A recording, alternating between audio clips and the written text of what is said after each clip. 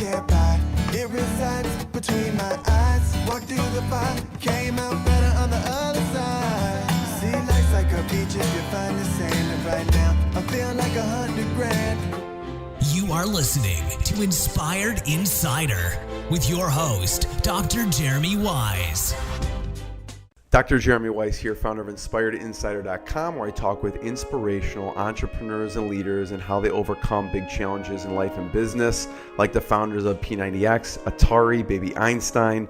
Lindsey also knows Julie Clark, founder of Baby Einstein, and Julie not only talked about how she built up a $20 million business within 5 years, but also beat cancer twice. Our sponsor today is Rise25.com, where entrepreneurs of 6, 7, and 8-figure businesses come together live and in person every few months to solve their biggest business challenges and leave with lifelong friendships. Check out Rise25.com. It's run by myself and co-founder John Corcoran. It's application only. Today I'm very excited. We have Lindsey Laurain. She's founder of ezpz. That's EZPZ, where she's created silicone placemat products that suctions to the table, like the Happy Mat. If anyone has kids, they know it can be an absolute mess at meal times. Yes. So she makes it easy. We'll talk about that. And after leaving corporate America, she built ezpz into a multi-million-dollar business in a short time. She's been featured on the hit TV show Sharktank. She does all of this while raising her 3 wild boys, and I guess 4 if you count your husband. Lindsey, thanks for joining me. Good one. Yes, he's being super dad today though, and taking them to school. That's and does perfect. Talk. Thank you. I appreciate it. Oh my gosh! And, thank you for having me. I'm excited. And one of the first, there's so many questions I have, but I have to talk about the versions, because start off with the idea and how you got this idea actually into a reality. Yeah, so our story is so cliche, right? You hear or you dream of, I guess, of, inventing a product, and that's really what we did. Well, I don't know. Did you really dream of it? You never really dreamed of inventing a product, right? Until it came out. No, I definitely didn't. I was, like you had mentioned, I was in corporate America my entire career. So I worked at, Fortune 500 companies, was definitely followed the corporate ladder. Never dreamt, I guess, of being an entrepreneur or an inventor. I think all of us, though, you dream of like, I have an idea and turning it into something, right? That sounds good to everybody. If you know what you know now, would you just stayed in corporate America? Never, no, ever. I'm just kidding. But, because we'll talk about some of the challenges too, right? I mean, this is. Oh, yes. Yeah. Yes. And I think they both have their challenges, right? It's really, I think, comes down to a lifestyle and what you're meant to be doing. I'm meant to be, I found through this journey that this is what I'm meant to be doing. And I'm lucky I found that. I mean, I think in corporate America, I kind of bumped up against the walls because I have that tenacity and that drive and standing up for what's right. And in corporate America, it's not usually what they want to be hearing. So when you decided, okay, I'm going to go through with this product, okay. Were you sketching it out? What did that look like? Or what was the original? And I'll show you this to get to it, because it's like a plastic. So what is that for people? I mean, people are listening. She's holding up this. Yes, it looks like a plaster Paris type of bowl with a board underneath it. That's just terrible. How did that get created? Okay, so we have 3 boys. One night at dinner, my husband was out of frustration. They were doing the windshield wiper and throwing their bowls. Someone needs to invent something. These kids can't toss and throw. Like, there's got to be a better way. That was it. The next day I was at work and that resonated, right? So I got online and I just started looking and searching for bowls and plates and placemats, and nothing existed. And it's a problem that we faced every day at mealtime and so many face. Yeah. So I legitimately came home and I said, Brad, I'm going to start my own company and I'm creating a product. If anyone can do it, it was just like that. That was when I taped a bowl to a piece of paper. So, and we have all this on pictures, which is cool. So I had a piece of cardboard paper and taped, their suction bowl. And then I cut little paper and made it into like a divided plate, no joke, and I taped it onto a piece of paper. And then I did, and why what I've learned from ezpz is, I am a goal setter. I've always been a goal setter my entire life, and I've always been a hard worker. I'm not the smartest person in the room, but I will outwork, anyone. That's my strength, right? And so I bought a book on how you start your own company. Mom Inventor's Handbook, which is a phenomenal Really? book. Okay. It really is, and it should be Inventor's Handbook. Right. And it walks you through, looking for the target market and all of like the logical things. I mean, your And background's in business, though. So did you Yes. know a lot of this already, or? Yeah, ironically, I went to school for business, and I have an MBA, and I had my MBA when I went through this. But I don't think, it doesn't logically, everything I learned in business school, I swear, all you really need to do is start your own company, to put it all to real life. Right. But I would say from stuff of like websites to search to find manufacturers and that kind of stuff. And I obviously needed a refresher from business school because I forgot all of that stuff. How did that get created, what you just held up? Did you create that, or did? Yes, no. So this, What I is bought that made of? Yeah. It's Mom Inventor's Handbook, no joke. They gave a product you can buy, and it's all these little beads. So it came in like a bag of rice, essentially. And you throw that into boiling water, and it turns into this clear plastic. So then I took the clear plastic out, and I rolled it with a rolling pin. So it becomes sort of like a putty type of material? Yes. So then it's moldable, and then it turns hard. So it's a way that the book suggested to get a prototype. Right. And I just spoke at a conference, and I held this, and all the Shark Tank people were like, could you have at least like cut it normal and made it pretty? And I'm like, of course, it just makes the story a little more funny. But the best part is I would show people this, and you can visually see it. Yeah. But I would show like people this and say, I got this idea, and I don't want you to steal it. And now looking back at it, it's embarrassing, right? Like It's not bad. I mean, what did you do with it then? Who did you go show it to? How did you test it? So I ended up finding a local manufacturer, that, and I just through online, I found some guy, and it sounded like he knew what I would need. And at this time I knew it was in silicone. I wanted silicone. You did? And that was just through research about sustainable materials, high quality. You needed to be like dishwasher safe. You needed to be washable. You needed to, yeah. Yes. And so I started, I knew silicone, and then I found someone local. So I called him up and said, hey, it looks like you guys make silicone parts. Could I come down and show you my idea? He said, sure. So I literally got in the car and went down, and nicest person alive. And I still stay in touch with him, and he helps me. They don't manufacture the product, but essentially this guy said, we're not going to be able to make it. It's going to be impossible to do this in the United States. Silicone is so expensive because of all the qualities we just talked about. It's dishwasher safe, it doesn't wear. So he was like, but like, I'll help you. I can try to help you find someone in China, and you're going to need nice. And in all honesty, he's never asked for a penny. He, I shouldn't say that if his boss ever found out, but he's like, he makes me CAD drawings, helps. And so he's like, you're going to need a CAD drawing, which, they're $300 to $500. Yeah. Made me one on the spot. He's like, I can do them. I'm not very good at them, but I can, fumble through it for you. And then at that point I had a CAD, and this is a week right after having an idea. Wow. That's amazing. So I had the CAD. So do you do anything, back up for 1 second, Lindsey. So do you do anything to test this? Like, do you tape a bowl and see how your kids play with it? Or you're just like, I'm convinced this is filling a pane, this is going to work? Yes. Hold on 1 second. Bro, ask Dad for a safety pin. He can find you one. Yes. And in the laundry cabinet up top, there's a safety pin. He can find you one. Sorry about that. No, this is real world. Exactly. I can't hear you. It's a box upstairs, though. Dad can find you a safety pin. Just go tell him. It's pajama day, and his pants are too big. So at this time, I wasn't testing because it was like a piece of paper and a bowl taped to a piece of paper. But I knew enough, and I knew I wanted it to suction.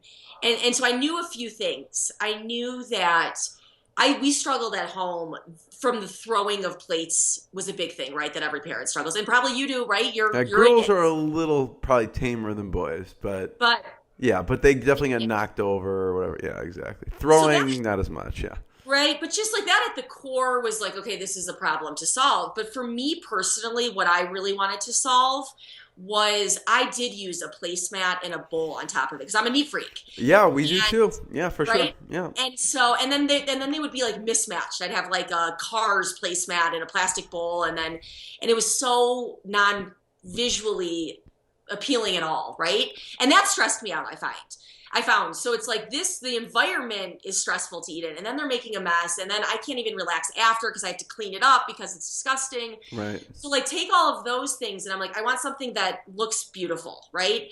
Yeah. It's like visually appealing. It can be on the counter. It can stay for 2 hours after dinner, and I don't care because now it looks like it's part of my kitchen. It's not.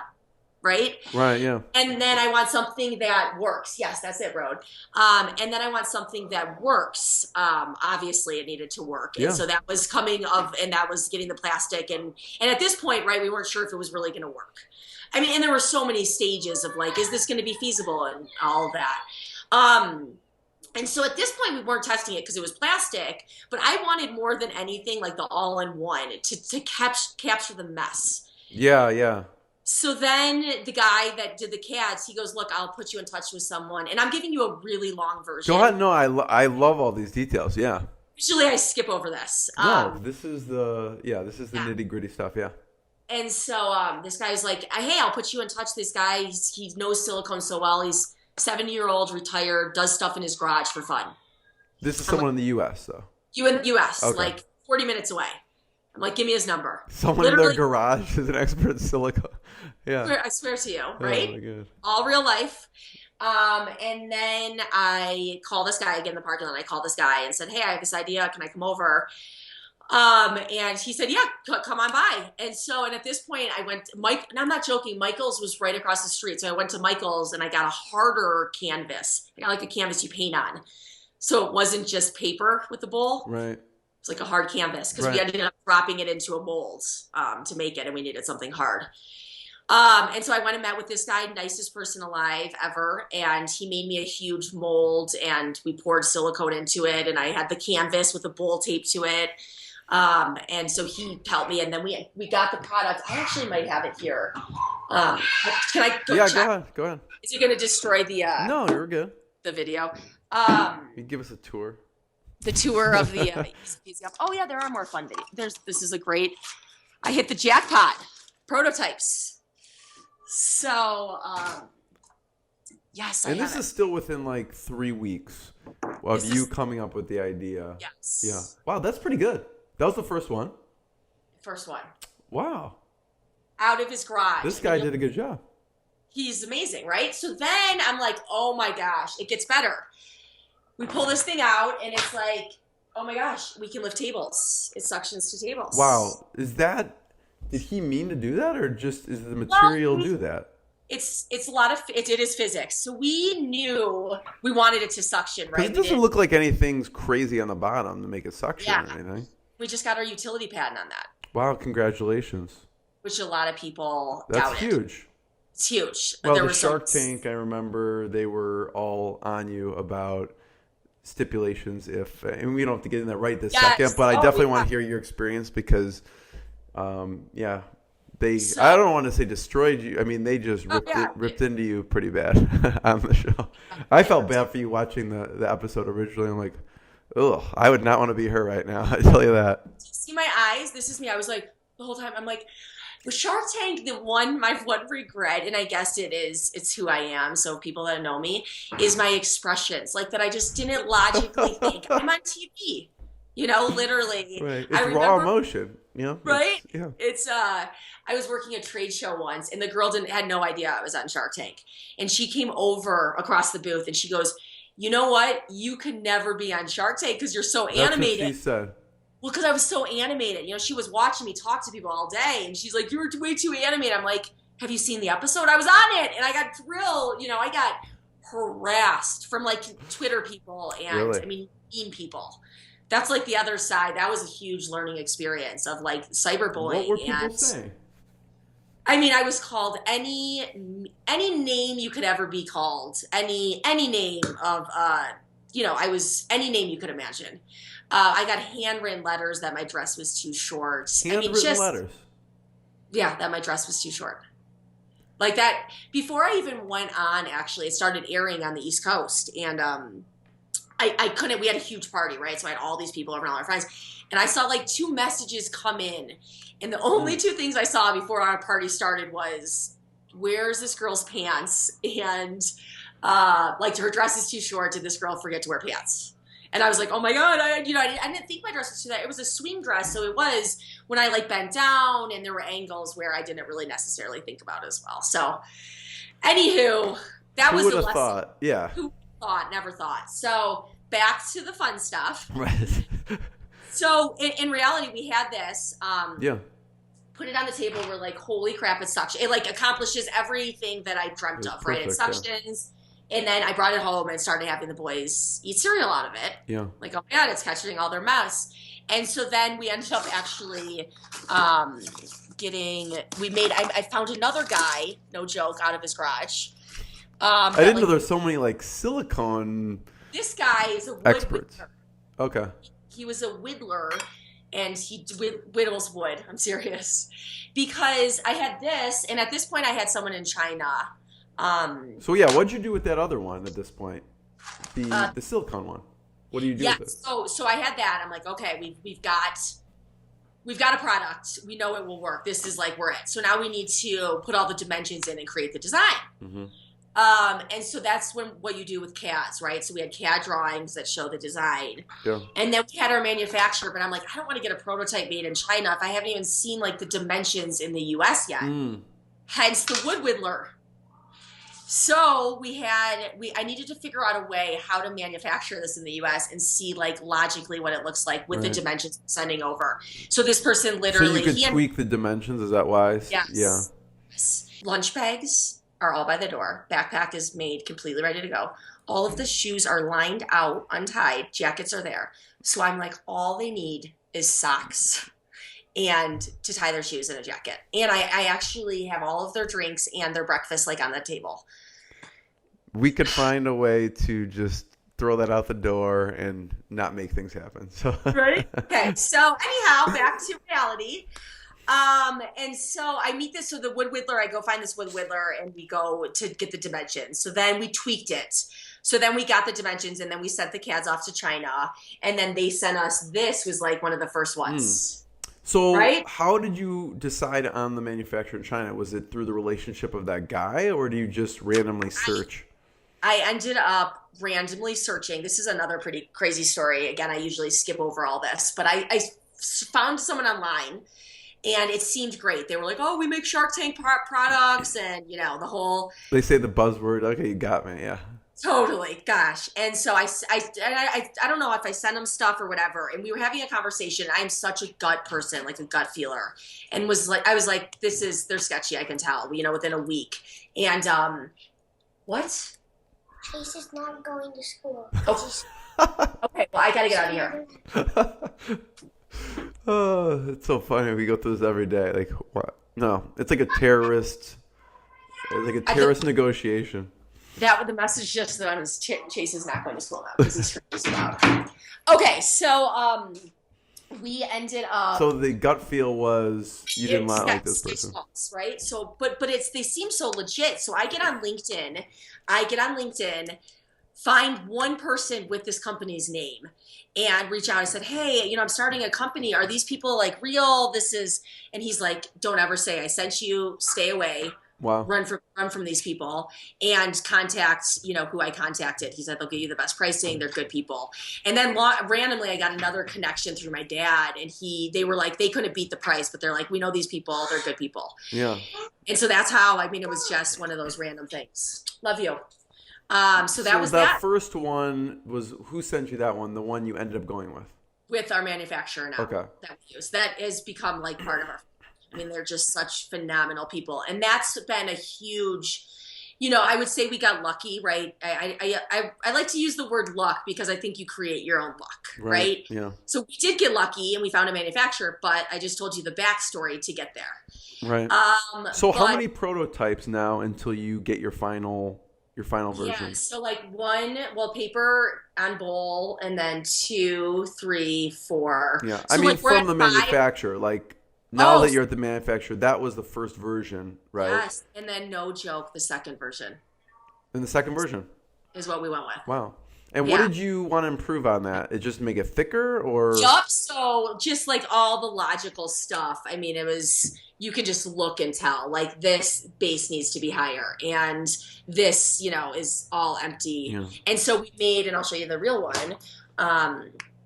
And we made, you know, so tell me this, Lindsey, why that shape? Because there's also some, I didn't realize until doing the research, there's actually, you have specific sizes of ounces for each of the bowls. I'm like, oh, that makes sense. I don't know if I would have ever thought of that, right? Yeah. Yeah, and you know, that's been actually a really cool part of what we do and what I've learned on the backside and kind of what the mission of our brand is and what we stand for is we launched, and I'll give you the backstory because it's relevant to go ahead. So once we launched, and we launched so quick. So this, you know, I just gave you like within. This was like 2 days. No, I'm just this all happened in like a month. Yeah. You know, but like within 6 weeks, 8 weeks, right? I had this prototype. That's amazing. Yeah. And then I like went to LA and had a photographer shoot these, which is so embarrassing. And the bowls are even worse. Like they're so bad. And so so within 6 months, so then when all this was going on and we were making this, I'm like, I want to launch on Kickstarter because I always wanted the community. I'm like, we want a community and this grassroots. And that was like, and it's so much of what we are now. Moms are such a strong community. Yeah. Like the best thing. And that's the best thing for what we do, for me, at least what keeps me going. And then I also, there was a huge kids baby expo in September. And I'm like, if we're going to launch this year, we've got to be at this show. And so we did them simultaneously when we launched. And that was 6 months from like having the idea to having the product at a show. So we were moving fast. Did you decide on colors? How many colors did you decide on and why? Yeah, so colors were just, you know, and I'll show you this. I guess this is only relevant to you, but you can kind of see how all this stuff is decided. I just, you know, colors were another thing. Because I mean, there's capital involved in making a physical product. So it's not like you can just go, oh, we're going to do the rainbow, right? You have to pick and choose. Yes, and we still pick and choose all the time. I mean, but it was sitting here. You were doing that. How do you even decide? I mean, I could see blue and pink, right, for girls and boys, but you have other colors in there, so I'm sure there's a reason why. What was the first color you came out with? The one I wanted to do was gray, which why everyone hated gray. Everyone's like, gray's not going to sell. No one's going to buy gray. Because remember when it goes back to the whole style thing, clear. I see. It's like contemporary. It's like you're thinking of more the house than the kid. Totally. So this product was definitely started from a design perspective, being for parents, right? I'm a mom. I wanted something that was going to solve a problem that I was struggling with and that appealed to me. So naturally, everything in my house is gray. Yeah. That's a risk, right? I mean, kids are picky. If I put the wrong spoon with the wrong character on it, they will not eat. So totally. And most people said gray. No, gray doesn't sell, especially the baby thing. And gray's done really well. In some of our other countries, it's our best seller. And then from logically, it's so funny because you said blue and pink. We have a coral, so it's not as pink. And then the blue, I mean, God, we played so much with blues and pinks and finding the perfect color, which we found was the perfect color. How did you come to that? I mean, do you hold in front of your boys and go, like, just pick which one you want and they pick one? I mean... Yeah, I mean, I think kind of that, and then putting them all on the palette together and swapping out shades and colors, and if they look good together, and, you know, you kind of are in the primary range, but you're not. It's, you know... So the first one was gray, though. That's what you went with. We did them all together. So you did all them together. Okay. Yes, we did them together, but gray for me. And so then we did gray, coral, blue, lime. And we actually did pink to start, and we phased out pink because it was so similar to coral. And the first product was the Happy Mat? That's what that was. And then why that shape and not rectangle or whatever else? Well, this is actually really a great part of the story in our brand too. Is the smile face. I see. It's proven and I think it's proven to be much more beneficial than we ever anticipated. Interesting. So the smile face, and we're still doing some research on this, but having a smile and your kids eating out of a smile helps with picky eating. That's just interesting. right, just serving food on a plate, and logically it makes sense, right? Like, oh, I'm eating out of something that's smiling at me. And then you take it even a step further. You look at the name, the Happy Mat. Right. And just having a name, a positive name with mealtime, right? Yeah. So most people would be like, Johnny, go get your bowl, get down to dinner. But it's like, Johnny, go get your Happy Mat, right? It's already like creating It's a positivity. Yeah. Right? Interesting. Yeah. And so that's been more on the medical side. And I think I was going there eventually, is like it's been huge on the medical and the special needs side. And with kiddos with Down syndrome and kiddos with cerebral palsy. And so that was unexpected. That was an unexpected benefit and something that's really where our heart has gone within the company. So you decide to go to Kickstarter then. Yep. So, and what happened with Kickstarter? Yes, so we went on Kickstarter, and I think, trying to. What were you expecting? I mean, you got. I would say it was successful, right? I mean, I think you ended up 72,000 with Kickstarter. But what were you going into expecting with it? I thought it would be a lot easier than it was, to be honest. And we had a really successful campaign and got funded. I think there's definitely a misperception about a lot of stuff in small business, whether it's Kickstarter, whether it's owning your own business, of what goes on. And I think Kickstarter is one of those. I think there's a perception you put a campaign on and it just goes viral. Explodes, right. And it's so What would you learn? What worked and what didn't work using Kickstarter? I think the hustle behind Kickstarter, that's what I think a lot of people don't realize is, it's just it's annoying. You have to ask your friends and family and anyone you know. And so it puts you in an uncomfortable position. And especially me, I hate asking for stuff. Like, I'm a giver. I want to give everything away. And I hate being like, can you do this for us? So that was probably the hardest part for me. Yeah. It's just the continually, help us out. And it seems like a selfish thing. When you put it on there, you had already manufactured them? No, we had not, but we were just about to start. But we really did. I mean, we are self-funded, which is cool, and we're still self-funded. We haven't taken any money. How do you decide how many to produce in the first run? Logically, we thought, well, actually, no. We waited to decide after doing Kickstarter, because that's why we waited to give the first number to know how many backers we had, and we went to that trade show. Yeah, and so you didn't send in anything until after you had some pre-sale orders. Yes, gotcha. Yes, yep. And we waited, and that's why we waited. We waited to start, and then we waited, and we got the money, which was great. And then we knew, and I think we made 7,000 that first run. And it was crazy per color. No, total. We sold out quick. I mean, wow. But that was a risk. And then they showed up all to our house. What do you do with 7,000? How do you get them out to people? It was insane. So, gosh, looking back, I mean, we just do have so many good memories. That's why I asked if you just stayed in your corporate job. No. I know. It's so much easier. It was easier for sure. But just so much less. So they come to your house. There's 7,000 of these mats. How do you get them out? And the backstory is so dumb. I ordered 5,000 USPS boxes because USPS gave free boxes to ship. We had before we even got the shipment, we had 7 pallets of just boxes show up, wow. Which was the dumbest thing ever because now we use poly bags to ship in them because they're all in poly bags. But instead, we had to construct all of these boxes. Right? How many boxes? I mean, just thousands and thousands. At this time, though, we were constructing them and then keeping them in our house because we were just dropping things into them. So our entire house was boxes. I mean, our entire living room, downstairs. I mean, we have videos. It's just crazy. So we, and the craziest part is we guaranteed, we were we're going to get these out by Christmas. And what time of year is it at that point? They showed up at December 18th. I think we got our shipment. December 18th. You think you were going to get it by Christmas? And I swear we ended up getting them almost all out. That's impressive. Thousands a day. Did you not sleep? I mean, that seems not sleep. We had relatives there. And so, yeah, we got them all out.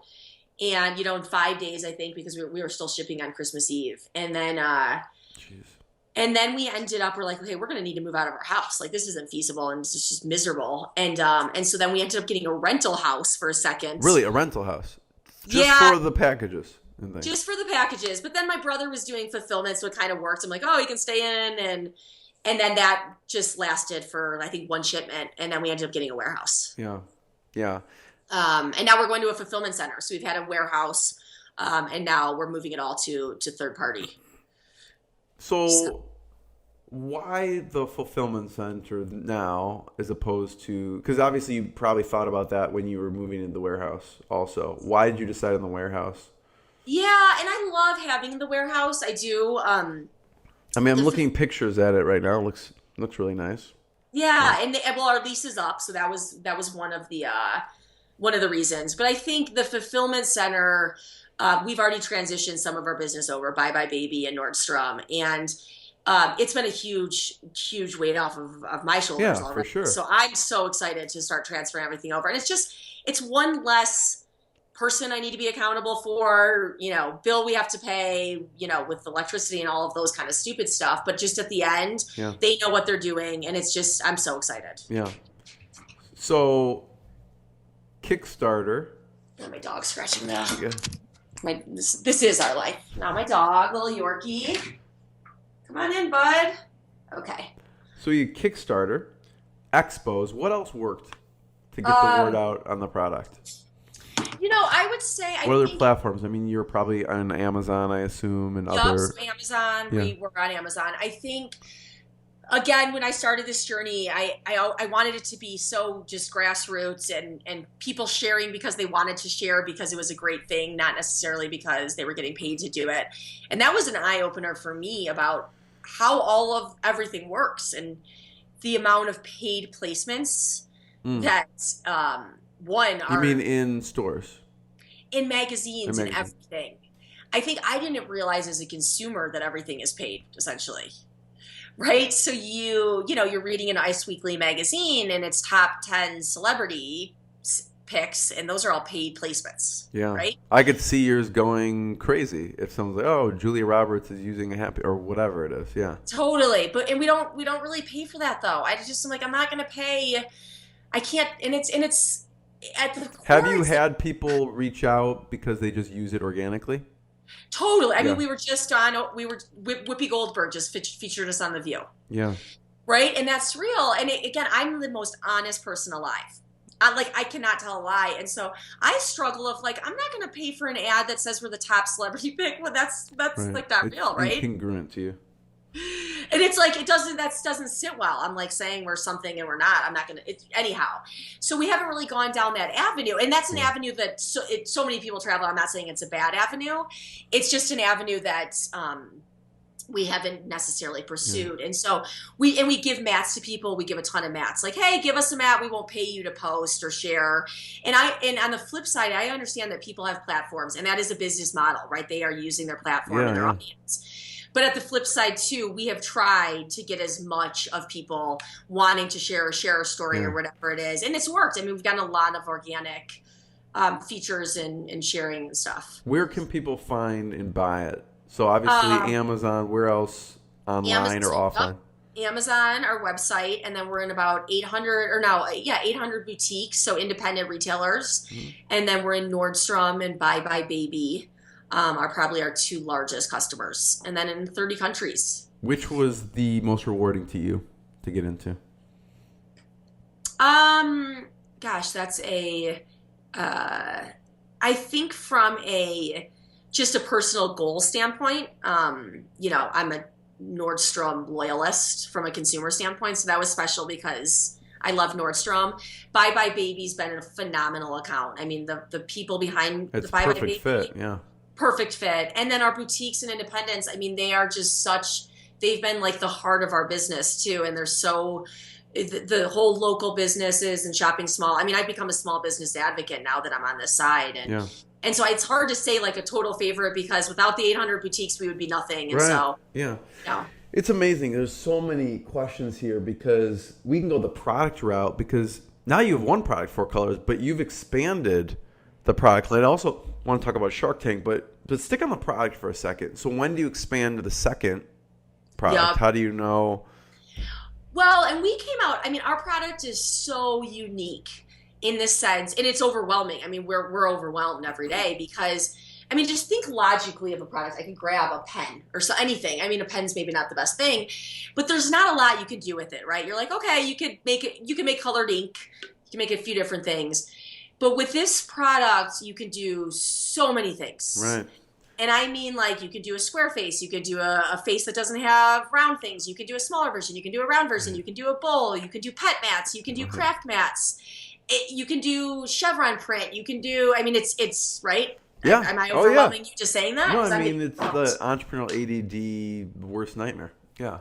Oh, my gosh. And that was really struggling. That was a big struggle for me at the beginning when starting and when you create something. You wanted to expand the product line.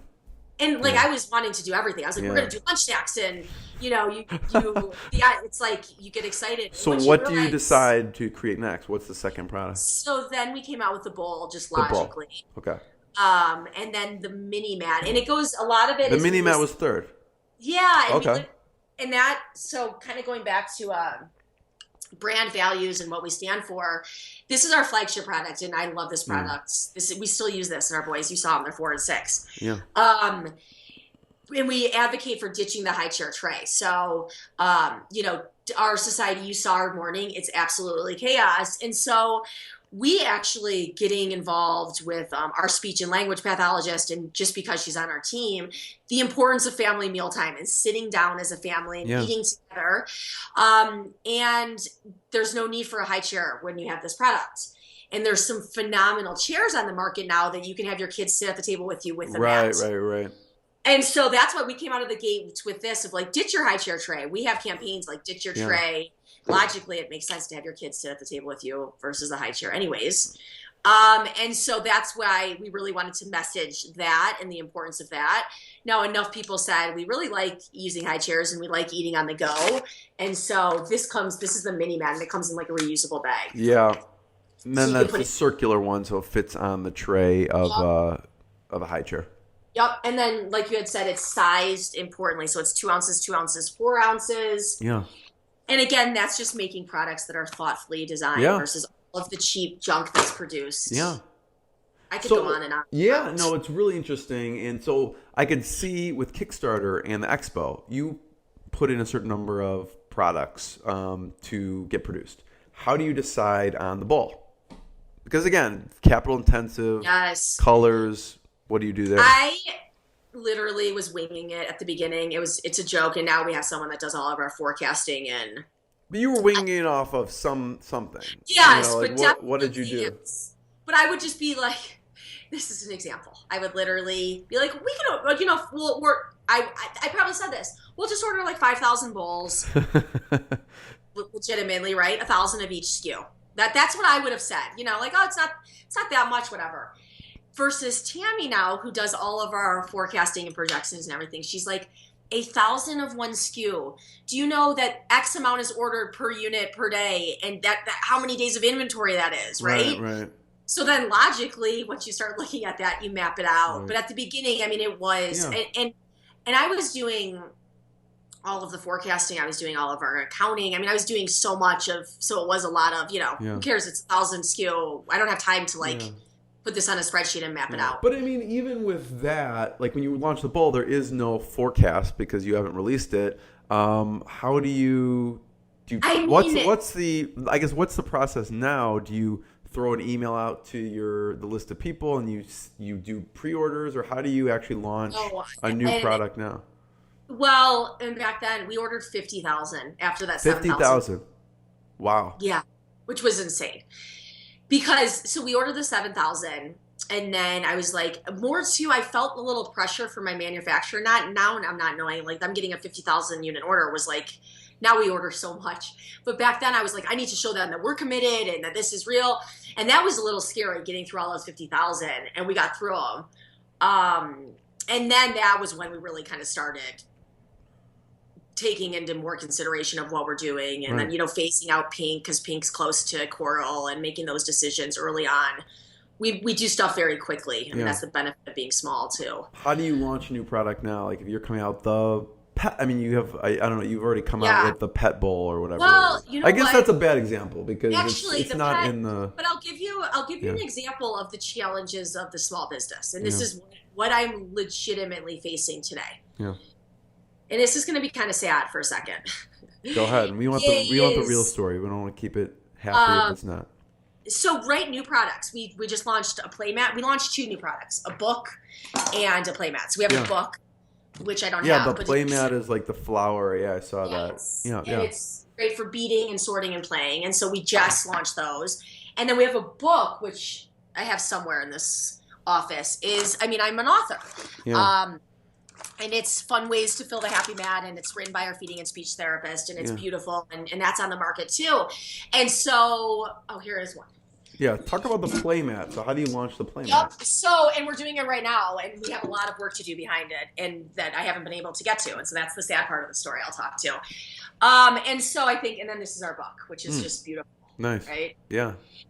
And so, so when we launch a product, we're lucky in the sense that we have avenues, established avenues that people can help us. So our boutiques, for example, is when we launch products, we usually give our boutiques or our independent stores first go at them. So they can not only have something different than the bigger players, but they can help us promote it as well. Yeah. And so boutiques just ordered playmats really very, very recently. Yeah. And so they will be helping us promote it, and then you give them the first right just to have it. And then we do we actually just probably posted on social, I think yesterday, berry mats. So we're doing purple mats, and it's just for specialty only. And that's, again, we try to differentiate all of the channels because and there's all this stuff to consider when you're doing your business. There's Amazon, and then there's the mass channel, and then there's the specialty channel, and then there's your website,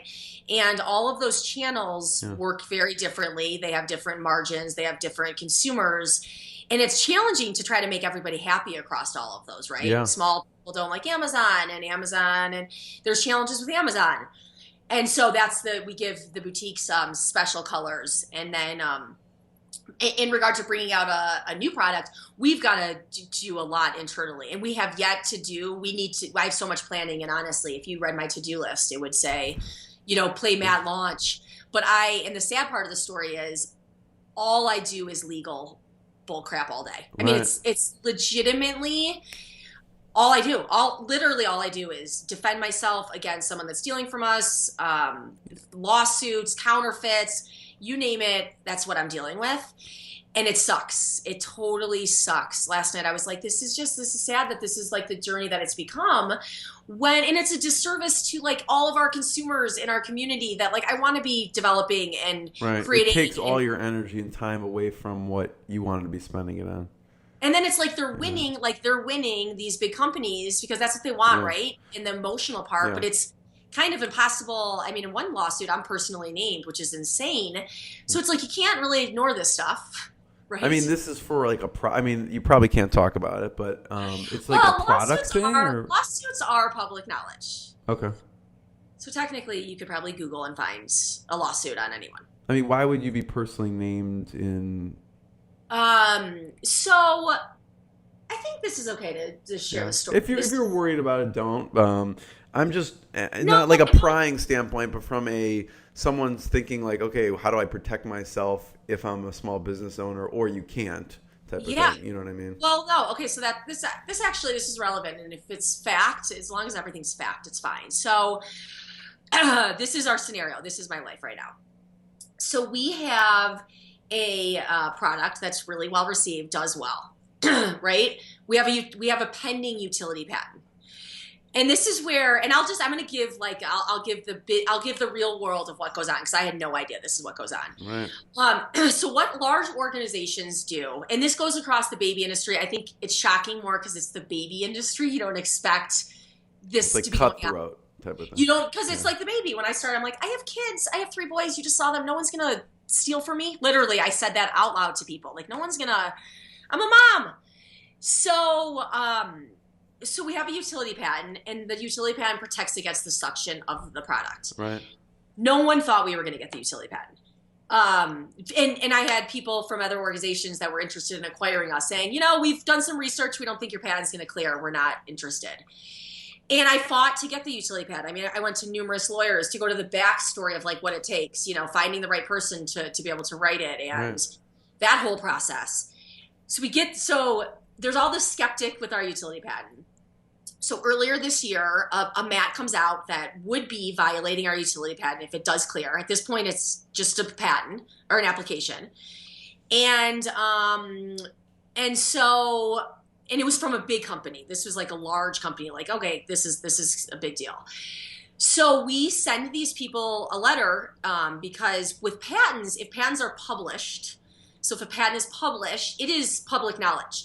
So someone logically, and a patent gets published before it even gets accepted or registers, right? So you can see.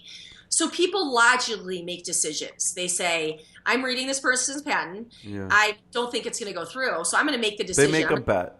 They make a bet, right? Yeah. This happens every single day, which again, I didn't realize happens, right? Just fucking think of your own ideas. So pretty much they go on there to get new ideas that they could implement, and they probably look at the success that particular product is selling. Yes, and that's I'm talking about like, I could talk about all these different avenues of like the counterfeit thing, but it's my life now. Kickstarter is an avenue because it opens up. I mean, logically, it's like people, all these trolls are watching young entrepreneurs that have good ideas that are almost there. And then they have the means and the money and the team to execute quicker. It's like this, it's like a catch-22. Yeah. And so my advice to anyone doing Kickstarter, and we did this, like be ready to go. Like don't do it when you're going to have a year production. Like you need to. So anyhow, so people took the gamble. So we sent a note, and it's just a note. Hey, we have a published patent. So just so you know, this is what you're dealing with. Right.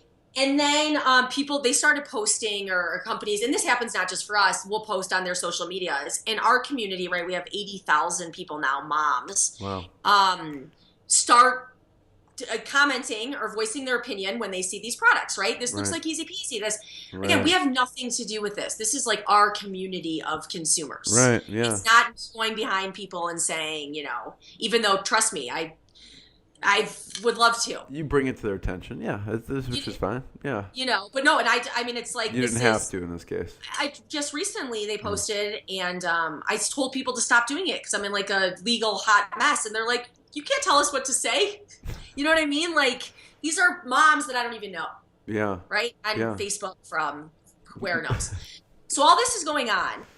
And I kid you not, I get served a lawsuit. I'm serious. Against this company that says if there's numerous different claims. I mean, and again, but it kind of goes back to the community harass, or kind of like an uprising in the community, and they're putting you on it because of that. Essentially, yeah. And then I mean, and it goes on to, though, it's stated in the lawsuit that we have failed in the marketplace and literally failed in the marketplace, and they have a poor quality item. I mean, and so it's so malicious and just wrong on a trillion fronts, but that's the reality in the legal system. So that means you just have to lawyer up in that case. Lawyer up. And so lawyer up, and now it's gotten so much ugly. I mean, I could give you stories. Isn't there like a mom in the community? Like there's probably like 10,000 lawyers in your 80,000 mom community. And that's in all honesty. So that I'm literally doing today. I'm going to meet with lawyers this afternoon to try to find a team, and so we can litigate and fight some of this stuff and not spend $1 million. I mean, it will be $1 million for me to litigate this case. $1 million. Oh, I have spent college educations, checks. I write checks, and they're like, this is what Brody was college. And that's when I go to a bad place emotionally, I think, is, when it's a business, this is a business, but it's like, and I didn't do anything. You stole from me. You're using my product, and now you're like, you're paying. It's just so backward. And then on top of that, there's counterfeits that come out. So how do you even control that? Gosh, and it's not easy. I mean, we've tried a few different things, and right now I'm like trying to create an infrastructure, like how do you even discover counterfeits? We've done so much stuff. So we discovered them a lot. again, goes back. Our community is so awesome. Our community of folks that So counterfeits, they're actually putting your label on it, or what? There's so many things. I mean, I get messages. I got a message. I could pull up an email from 2 days ago of like a Chinese factory that emails me my product. I'm not joking. Like, hey, have this mat. Are you interested in making it? And it's like, I'm the inventor of the product you guys are selling. I swear to you. That's happened. God. I have people from all over the world send us messages, whether it's, I mean, there's counterfeits coming out of China. Right. I went to a pet show. So this is another good story. We had the pet mat, and no one thought we're doing it under a separate brand, a separate name, everything. And so I go to a pet show. No one still knows we have a pet line because we haven't promoted it at all. And I show up, and 3 hours into the show, someone's like, "Hey, I think this bowl, the Easy Peasy bowl, because we had our product for our story, is like someone's up there selling it." And I'm like, "What?"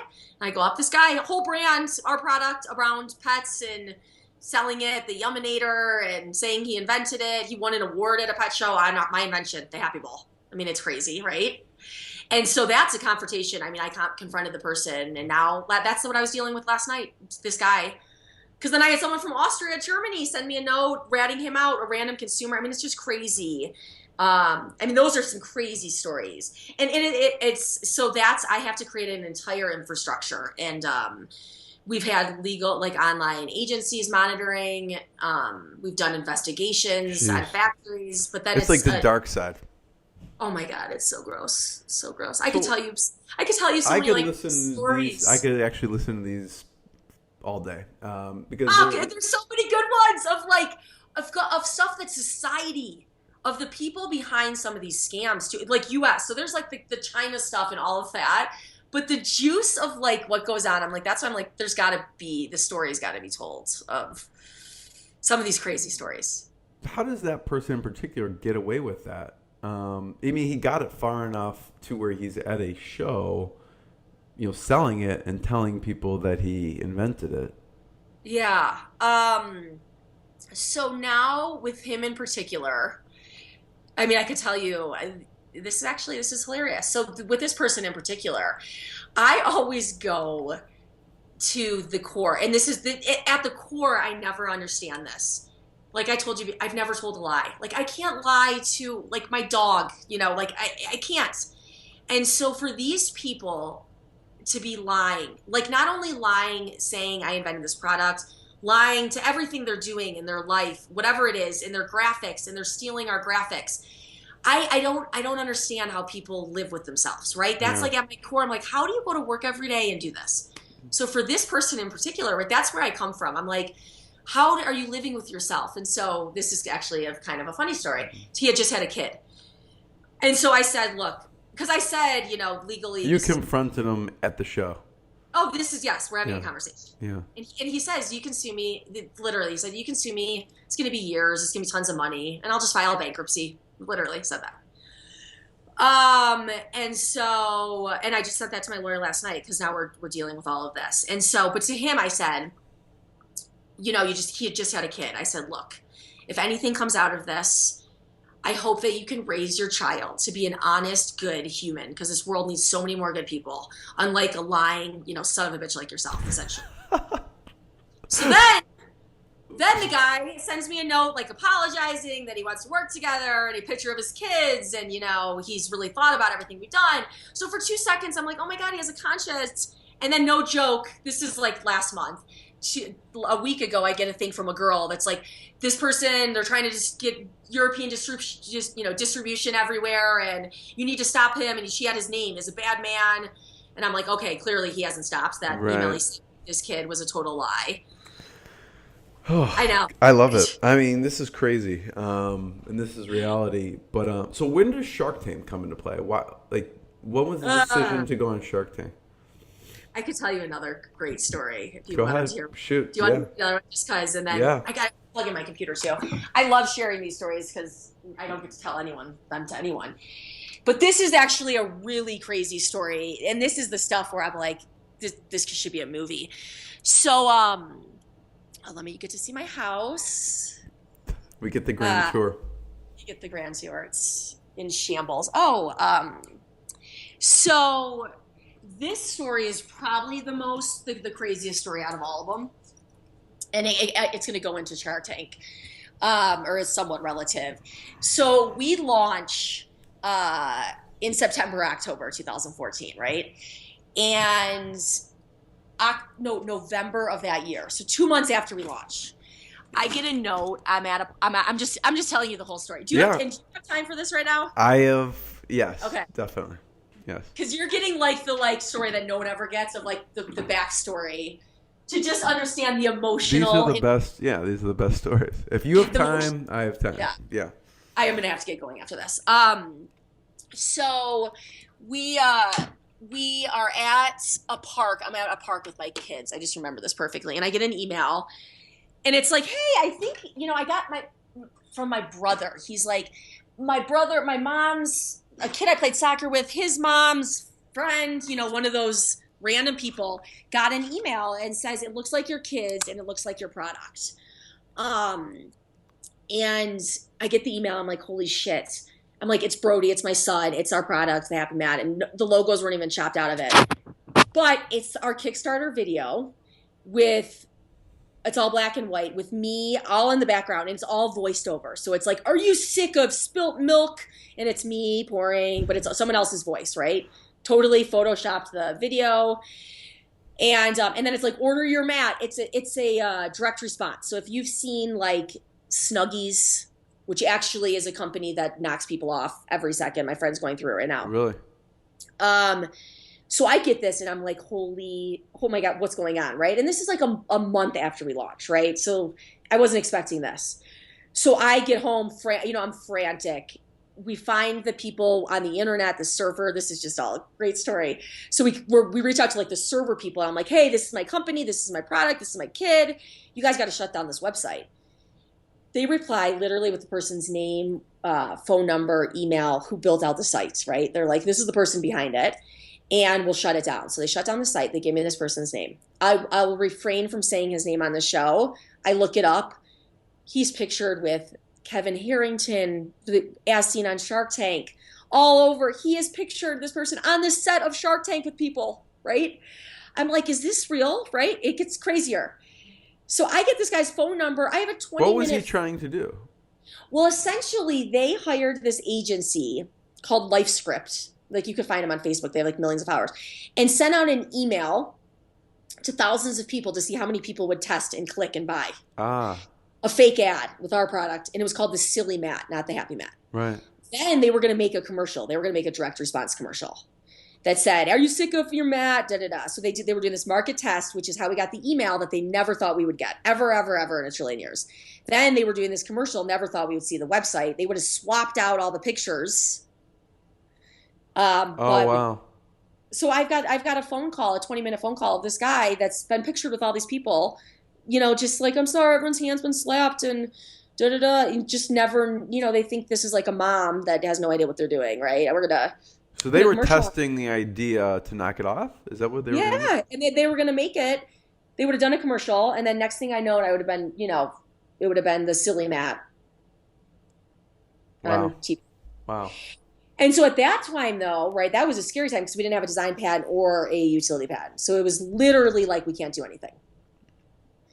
And so we called the guy, and he took it down. He never did anything, and we never filed a lawsuit or did anything. So he's still floating around and just... I've never done anything. I mean, when I was on Shark Tank, it wasn't aired. I did say that, though. I was like, I've been pictured here, with people that have stood on the set, and knocked me off. But at the end of the day, I think, and I realized this. So did you then decide I want to go on Shark Tank then?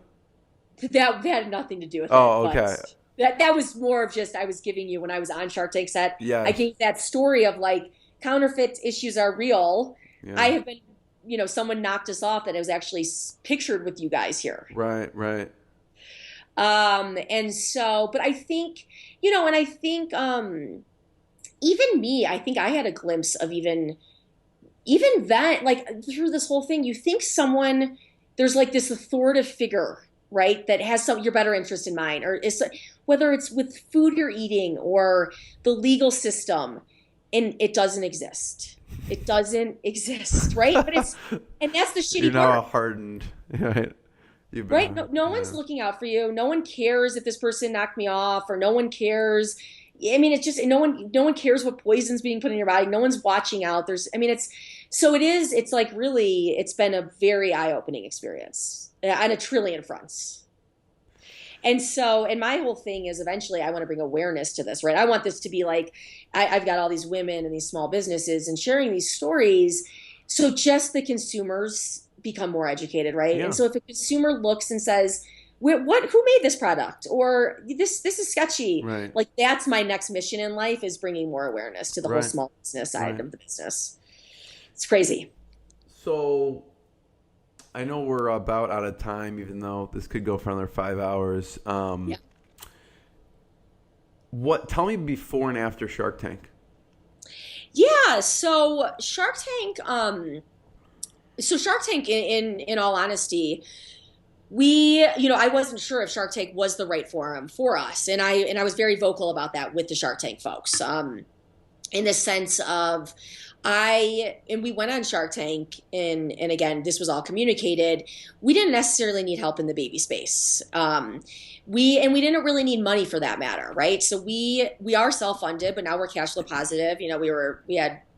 It's been great. We're a small team still, and I think we're going to do 7 to 8 million this year. Congratulations. And so, when I went on Shark Tank, I told them, we don't really need money. We don't need anything in the baby space. We know Bye Bye Baby. We know all these people, but there's all these other opportunities for EZPZ. Licensing. There is a huge licensing opportunity. Huge. Mickey Mouse, Yoda, medical, all these offshoots. Yeah. And then there's also like pets, right? So pets, all these other markets, and then you could put Disney, Nickelodeon, whatever. Yeah. So that's and I'm not an expert in those areas, right? I guess Julie's the person to talk to, right? Yeah. From the Disney front. No, that definitely wasn't going anywhere with that conversation. Yeah. And so I went on. That was my, why we went on. And then we went in with a high valuation. We knew that. Yeah. But I definitely, usually when people do see the product, it is like everyone's lifting tables and it's this whole. So I was definitely expecting more of like, wow, this is an awesome product. You're changing lives and this could change the world. But instead it was all financial. Like, you're insane with this valuation. And it was more of like, I had a bad interview once, an interview with a gentleman who, no matter what I said, I could have been the president of the United States and it didn't matter. You know what I mean? It just didn't matter. Right. It's kind of that's the way it felt. Oh, in this one particular interview, I'll never forget, I got something out of my book and this guy rolled his eyes. And I said, I'm like, you just rolled your eyes at me. You have no idea what I'm getting out of my book, literally. And I said that to the guy in the interview. I still got the job, which was crazy.